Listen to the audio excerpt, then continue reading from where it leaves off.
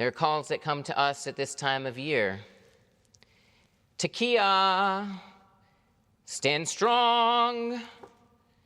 Shevarim, just keep swimming. Teruah, you can get through this, you really can. On this day of the new year, we sound the shofar, calling to us.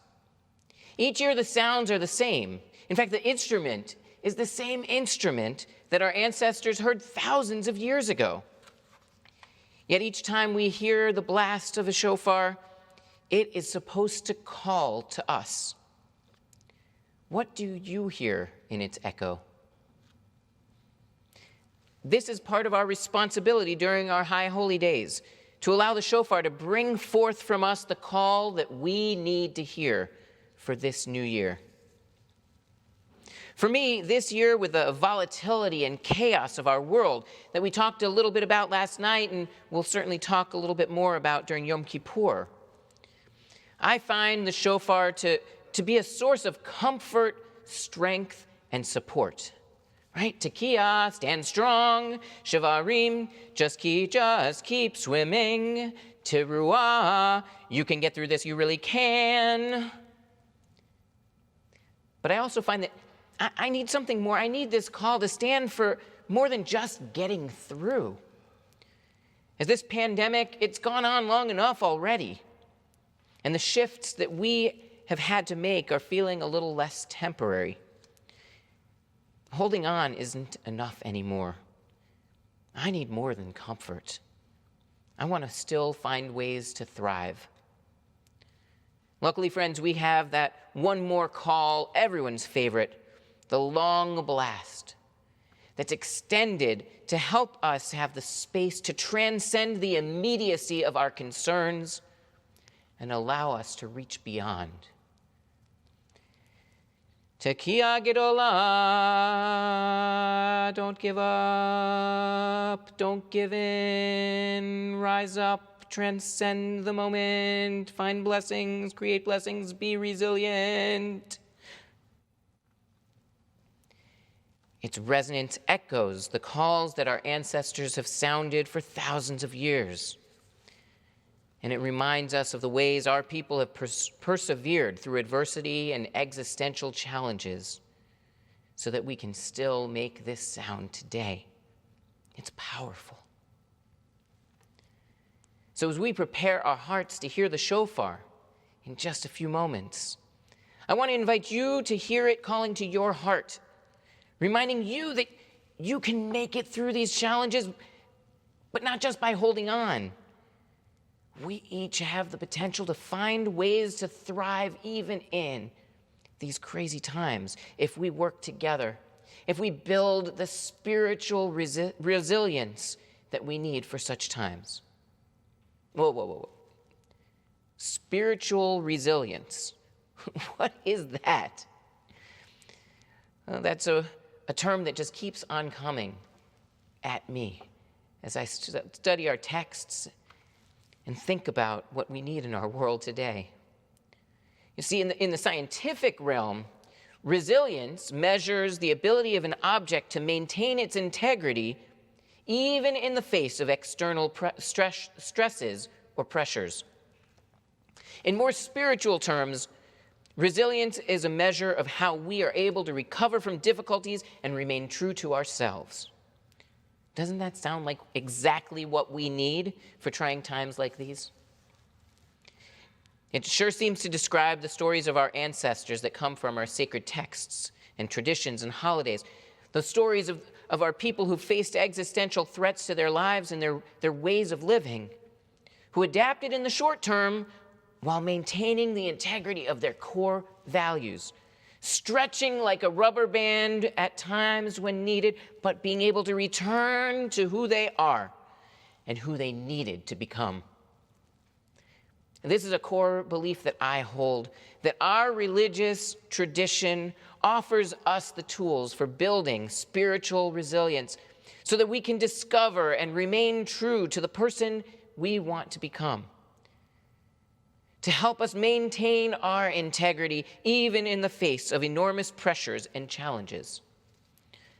So the question for us today is, how do we build this spiritual resilience in ourselves? Well, that's something we're going to be working on throughout this year. And fortunately, I've seen many examples of how we build resilience right here in our congregational community. One of the most poignant examples has come from journeying with families who have had to figure out how to celebrate life cycle moments in these times.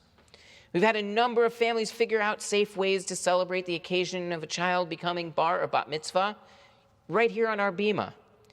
Yeah, it's involved a lot of technology, safety measures, details to think through. And the experience is definitely different than what it's been in the past. But different doesn't mean worse. And the fact that we can still create meaningful moments of joy and pride and celebration, even while the world around us seems to want to snuff out such light, this is monumental and essential to our Jewish experience throughout time. And that's why, instead of telling you more of what we could do, I want to invite Rachel Trachtman to share her family's story of flexibility and letting go, the resilience they needed in their process of experiencing bar mitzvah in the time of COVID. The day we got our son's bar mitzvah date, I started visualizing what that day would look like. Of course, I imagined it would look very similar to how my older kids' b'nai mitzvahs looked, and much like my husband's and my b'nai mitzvahs looked. I fantasized about how I would remember to look out into the faces of our guests and see all the smiles and tears of love and support, and how I would feel so grateful that my son was able to experience being the center of that love and support. Then came COVID, and to me that meant that fantasy was not going to become a reality. I admit I felt loss. In that moment, in my mind, there was no way my son would be able to get an amazing and fulfilling experience that a bar mitzvah can be. He was not going to get the chance like my older kids did, like I did, to know what it was like to lead in the teaching of Torah while our community and loved ones watched with adoration and pride. How would he even get anything out of this? But then I had to remember the bigger picture. The bigger picture is my son has worked hard to learn Hebrew. He has worked hard to study his Torah portion, think through his mitzvah project, and write his Devar Torah. And I've always emphasized resiliency with my kids. When my kids have a problem, I've taught them to embrace it and take it as an opportunity to learn and grow. This was no different. I had to remind myself that my son not only deserved an amazing and fulfilling bar mitzvah experience, he was perfectly capable of being flexible and taking this as an opportunity to grow and learn. He would not feel loss. He would make his bar mitzvah, whether in person or via Zoom, into a meaningful accomplishment. His bar mitzvah was 3 weeks ago, and it was wonderful. We had immediate family in the sanctuary and a gallery full of viewers on Zoom. It did not look like bar mitzvahs of the past, but it didn't matter. He was incredible, and he had an incredible experience. Both he and I felt the full blast of everyone's love, support, pride, and joy, whether in person or virtual. My son learned and gained so much from this experience, but I have to admit, I think I learned more. I learned how important it is during times of setbacks to remind myself that after I had my moment to allow and honor the feelings of loss and sadness, to then step back and remember that setbacks can also be times of growth, and with some patience and faith may even end up not being setbacks at all, may even end up being moments greater than what you could have ever imagined. Amen. Thank you, Rachel. You are so correct.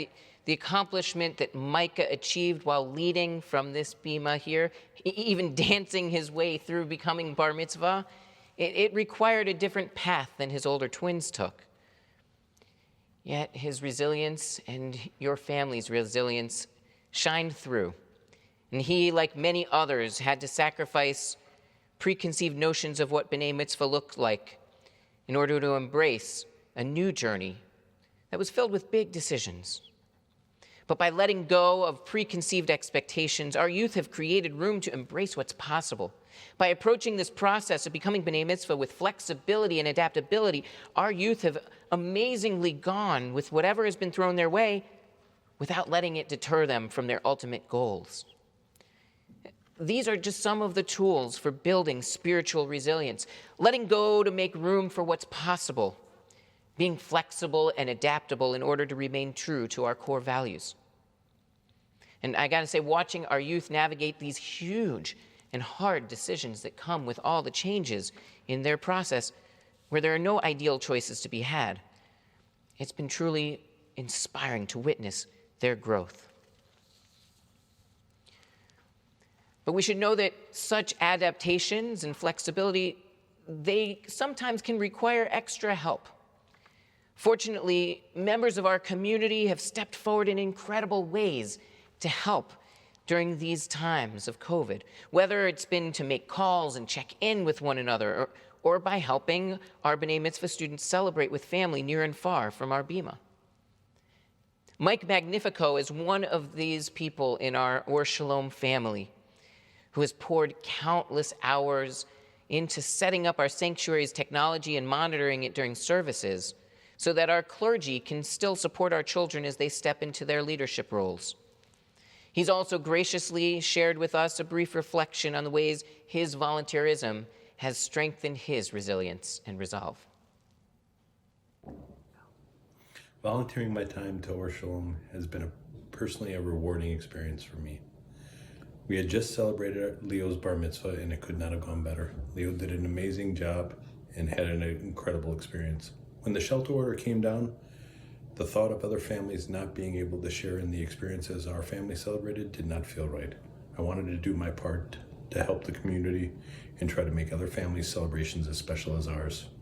What I didn't expect was that throughout these last few months, that not only was I helping the community, but I was also helping myself deal with the stress and anxiety that we were all feeling.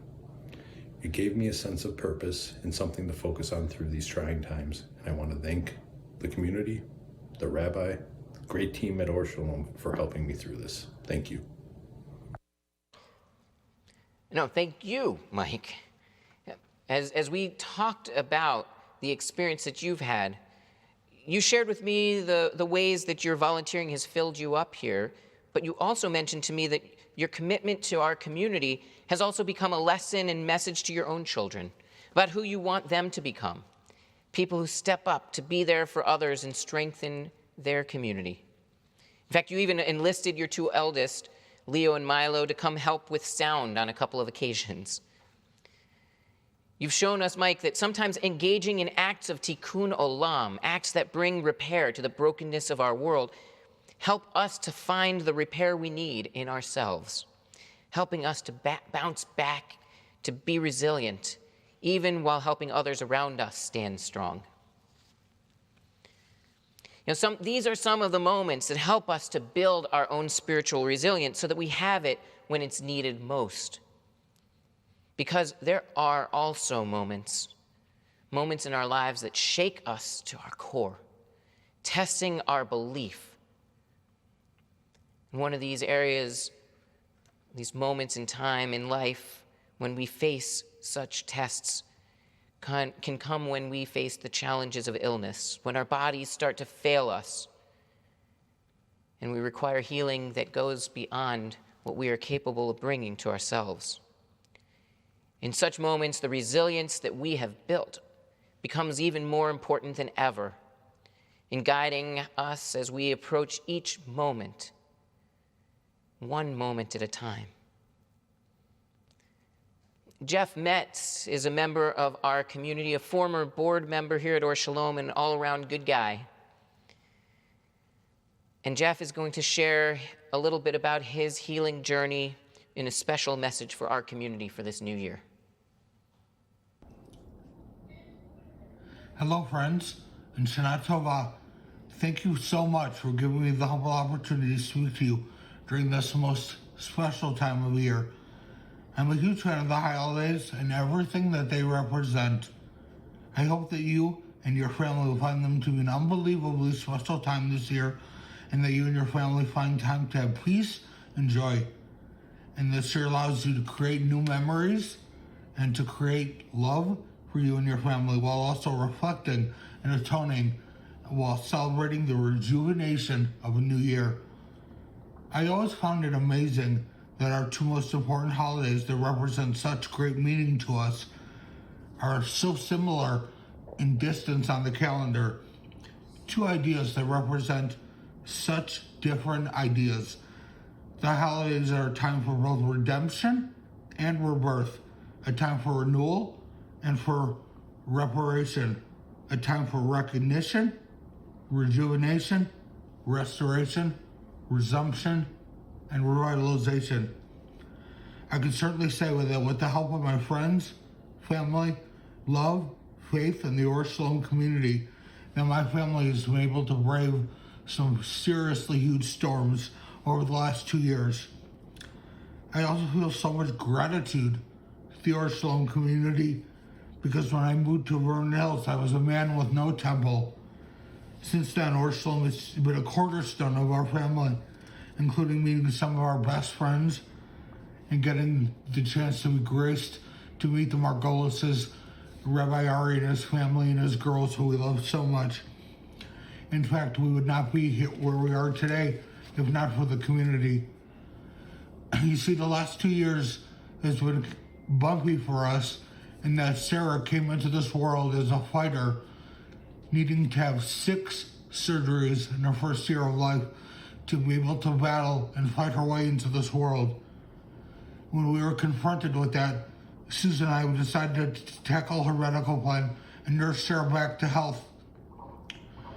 All at the same time, my own health began to deteriorate, and I was unfortunately diagnosed with a form of rare cancer that also has me fighting for my life at the same time as my baby girl, Sarah. In fact, I credit Sarah's determination and desire and the love for her mother as my inspiration and the reason why I'm here today. You see, chemotherapy and even cutting-edge immunotherapy have done very little for me, but the love from my wife and daughter and the community is why I'm here today. But I'm here to deliver a message to you that is so important around the high holidays, which is that life is so precious. You have to appreciate every moment, because there's no way to tell when that can all go awry. Love your life, your children, hug them and kiss them extra close tonight. Your girlfriends, your boyfriends, your parents, your grandparents. Squeeze them extra close. Tell them you love them. No one ever gets tired of hearing that, I promise. And use your love to try and uplift other people and make them feel special. I've tried to make this a goal of mine and a mission.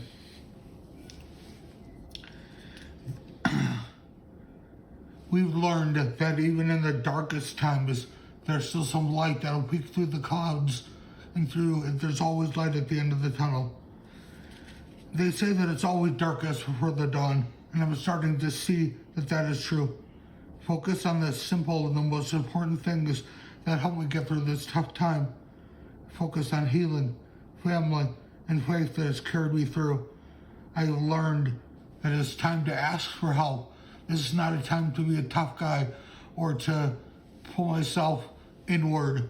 It's a time to lift myself outward and ask people for help and tell them I love them and I need them, because it's true. Similar to how my search for a new Jewish home at Or Shalom came true, I also had to search for comfort and support through the Or Shalom community as well.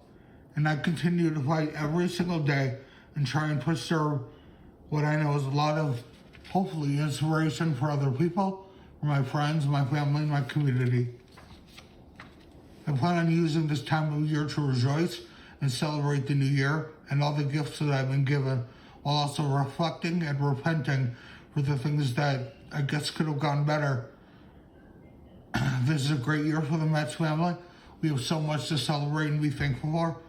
Sarah is going to continue to grow and thrive and I'm going to continue to fight.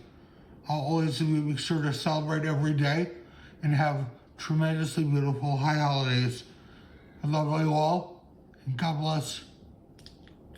Shana Tova.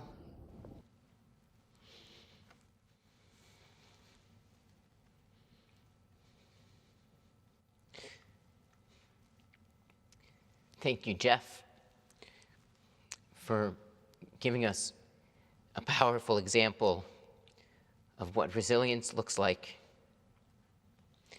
and for helping us to know the strength that community can offer, that love offers us, that hope helps us to keep on going. We pray for your continued progress in your journey towards health. And friends, this is why we are focusing in this year at Or Shalom on building spiritual resilience, so that we can discover and remain true to the person that we want to be, a person who has gratitude and appreciation, a person who has confidence and readiness to face life's challenges and not let them shape us, but instead be true to who we know the world needs and be a part of shaping the world around us. As we hear that call of the shofar, let it be a call that hearkens to that sense of being able to bring resilience, strength, to let go of what needs to be let go of, to be flexible and adaptable, to find hope in our hearts, to find love and community. Tekiah, stand strong. Shivarim, just keep swimming. Teruah, you can get through this, you really can. Tekiah Gedolah, don't give up, don't give in. Rise up, transcend the moment, find blessings, create blessings. Be resilient.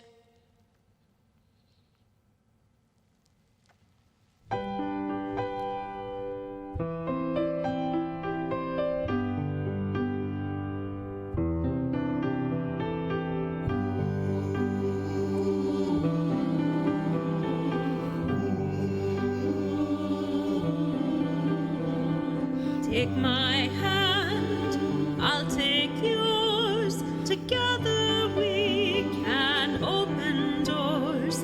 If you see me and I see you for who we are, then we'll get through. If we sing one song, we stand strong. We stand strong. We stand strong. We stand strong. You feel alone and you're confused. You witness hatred and abuse.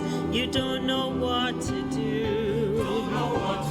You see the world is full of strife. So many seek a better life. You ask, what can I do?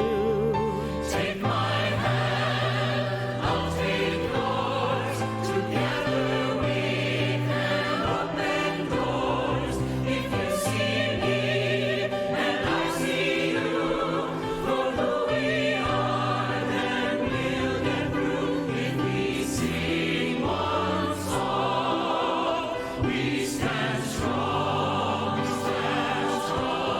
We stand strong. We stand strong. No more hatred, no more war. We will rise up one day more.